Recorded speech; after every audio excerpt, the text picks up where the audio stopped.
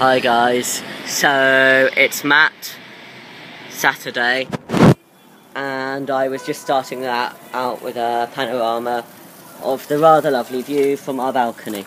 I'm currently barbecuing dinner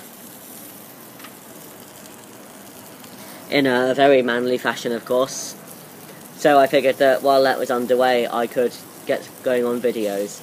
The topic for last week was sex and dysphoria. I actually recorded one on my mobile after my laptop died, but I spent hours and I could not find a way of uploading it from there to YouTube without it costing me about 40 quid, which was kind of unreasonable. That's about, what, $60, $70? So anyway, I decided that I would just record it when I was over here at my partner's and then use his device instead. So that's what I'm doing, and that's why it's going to be going up a week late. But then this is kind of an opportune time to record it, really, because I've started trying some new stuff in terms of sex life as it relates to dysphoria. I've owned attachable cock for a while, but I've not actually come to use it because, pun not intended, sorry guys, just because my partner's pretty much a consummate top.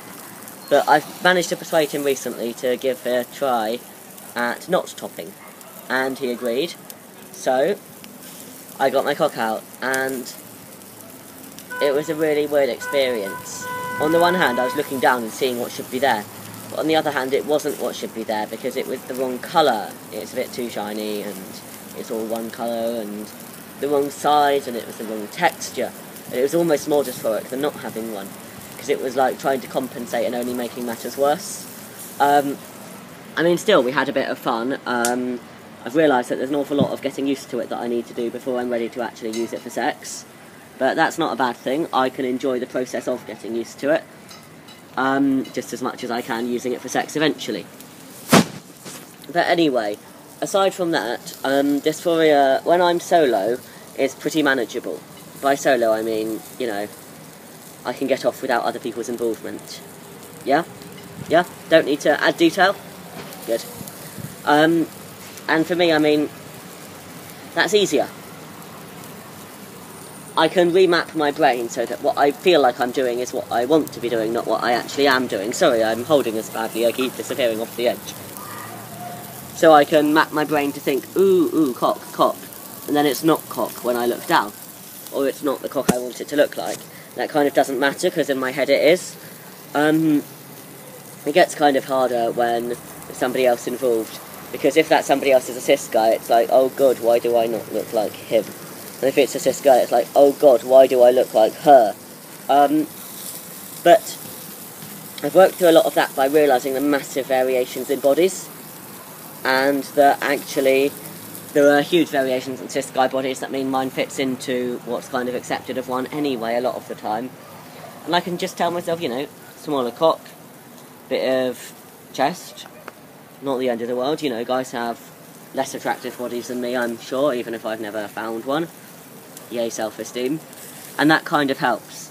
So it's been a sort of process of just getting used to things, really, with that. Getting used to the way my body is, getting used to the way my partner's body is, getting used to the way that other people I might end up exchanging body with, that was the wrong phrase, end up in a naked situation with, how their bodies are, and just accepting that our bodies are going to be the same and different in many ways, and that some bodies I have more similarities with and others I have more differences with, and that doesn't always mean, that's not always anything to do with sex. As in, the body, physical sex, not sex with somebody else's sex. So those realisations have kind of really helped me come to terms with the way my body is and the way I am. And I kind of hope that they're helpful to other people too. I don't really have an awful lot more to say on this topic at the moment. I mean, I'm hoping to get lower surgery in the not forever distant future. I think my relationship to my body with regards to sex will change again then. So I just have to post another video. Thanks guys.